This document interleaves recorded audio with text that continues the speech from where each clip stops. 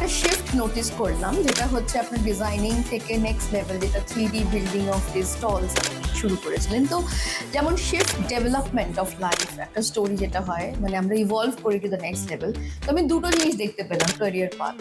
তো এই শিফটটা তো ডেফিনেটলি কোনো একটা ক্রাইসিস থেকে আপনি শুরু করেছিলেন, যে সাডেনলি একটা অন্য কিছু একটা করতে হবে, নেক্সট লেভেল যেতে হবে। হ্যাঁ, কারণ তখন একটা টাইমে লেমন ব্রাদার্সের ওই ব্যাপারটা হওয়ার পরে কলকাতায় কেউ ডিজাইনের জন্য পেমেন্ট করতে চাইছিল না। ফটোশপ লঞ্চ হয়েছিল, তো তখন দেখলাম যে জিনিস কিছু একটা তৈরি করলে তখন তারা পেমেন্ট করতে রাজি করতাম।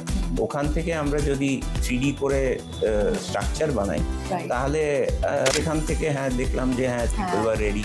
অ্যান্ড খুব একটা মানে অর্গানাইজডভাবে কেউ করতো না তখন কলকাতায়। তো তাই জন্য আমাদের আপনি ওয়ান অফ দি পায়োনিয়ার যিনি করেছেন।